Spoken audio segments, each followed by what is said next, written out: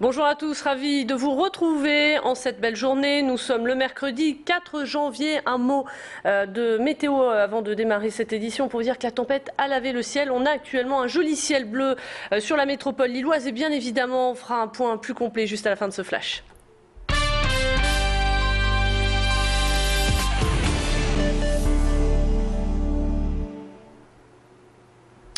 En ce mercredi 4 janvier, les faits divers font la une de l'actualité. À Lille-Fives, un homme de 30 ans a tiré sur des policiers dans la nuit de lundi à mardi. Vers 2 h du matin, les forces de l'ordre ont été appelées par un riverain qui leur a signalé un homme marchant rue du Long-Pot. Il était muni d'un fusil à pompe et a tiré au hasard. Une rue plus loin, les cris d'une femme ont attiré l'attention des policiers qui ont été reçus par des coups de fusil à pompe. Les forces de l'ordre ont répliqué par des tirs de flashball. L'individu aurait agi sous l'emprise de l'alcool et sous les yeux de sa fille de 7 ans. L'homme connu des services de police a été arrêté et placé en garde à vue. Heureusement, personne n'a été blessé. Un fait qui n'est pas nouveau pour le syndicat Alliance qui dénonce des excès de violence à l'encontre des policiers. C'est pas nouveau et ça va crescendo malheureusement. Il y a quelques années, c'était les insultes ou voilà. Aujourd'hui, on s'en prend physiquement aux policiers.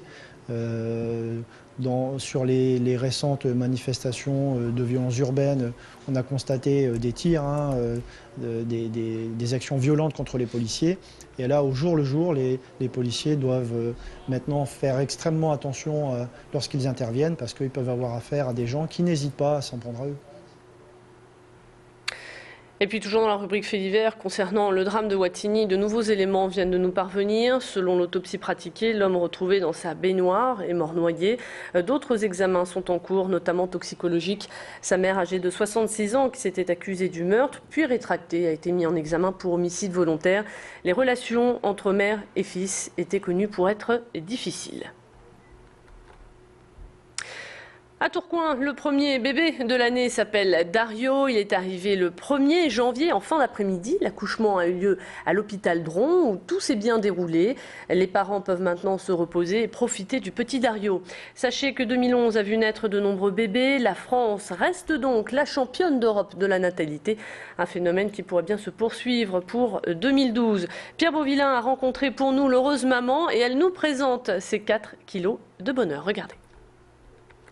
Voilà Dario, il est né le 1er janvier à 17h19, 4 kg 225, 54 cm, donc c'est un beau bébé quoi.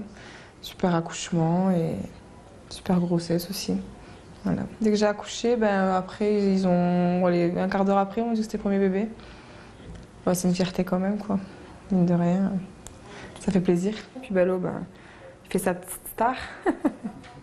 Donc c'est une petite fierté quand même quoi. Voilà, la maman de Dario devrait sortir demain de la maternité. Et puis précisons enfin que l'hôpital Gustave Dron a reçu le label Ami des bébés de l'Organisation mondiale de la santé. 400 kilos de bronze retrouvés. Cette statue du monument aux morts, œuvre du Lillois Jules Deschamps, avait été dérobée il y a quelques semaines à Feuchy. Un événement qui avait suscité de l'émotion et surtout beaucoup d'interrogations. Durant 2 semaines, la police judiciaire de Lille a mené son enquête et a réussi à la retrouver, arrêtant par la même occasion un trio de malfaiteurs suspectés d'appartenir à un réseau de trafiquants d'œuvres d'art. Cette dame d'1,70 m a été restituée hier à son propriétaire. Elle sera restaurée avant de retrouver son emplacement. Autant vous dire que c'est un grand soulagement pour les habitants de Feuchy ainsi que le maire de la ville. Explication sur ce vol insolite avec le directeur interrégional de la police judiciaire de Lille. Cette équipe était également spécialisée dans des cambriolages de lieux de culte. Et ça procède du même état d'esprit, c'est-à-dire, comme je le disais tout à l'heure, au-delà du cambriolage à proprement parler, de ne tenir aucun compte de ce qu'il peut y avoir de sacré dans notre société. L'enquête qui va se poursuivre est chargée de déterminer quel est le champ exact des infractions commises par cette équipe. L'Escope, société coopérative et participative, on le vend en poupe. Le 11 janvier prochain, les salariés d'Hebdoprint à l'Homme doivent présenter leur projet au tribunal de commerce de Lyon. Celui-ci donnera son feu vert ou non pour le redémarrage de l'imprimerie. Le projet aura pour but de relancer l'activité via des petites annonces toujours gratuites en se servant d'Internet mais aussi des téléphones mobiles. Ce plan de reprise a été préparé avec l'aide de leur ancien patron René Bétourné qui est le fondateur d'Inter 59. Ce dernier était dans nos locaux hier pour nous parler de ce projet et de son lancement. La création d'une SCOP demande aux salariés d'y participer financièrement, un risque calculé pour l'ancien patron du site. Le personnel, normalement va mettre 10 mois de salaire qui vont toucher. Il y a plusieurs organismes, je ne vous rentre pas dans les détails, mais normalement, ça ne devrait pas leur coûter un centime. Le placement, bien sûr, ils peuvent l'encaisser puis partir. Mais dans un an, ils sont au chômage total. Ça, ils peuvent le faire. Mais ce serait vraiment pour eux une très mauvaise affaire. La concurrence s'intensifie pour les transporteurs français. Depuis le 1er janvier, la Bulgarie et la Roumanie peuvent effectuer des opérations de fret sur notre territoire. C'est ce que l'on appelle le cabotage. Ces transports inquiètent car ils sont effectués dans les conditions du pays d'origine, autrement dit avec des prix bien plus attractifs. Résultat, les transporteurs français craignent être beaucoup moins sollicités. Écoutez les réactions d'Alain Deberg, dirigeant d'une société de transport basée à Léquin.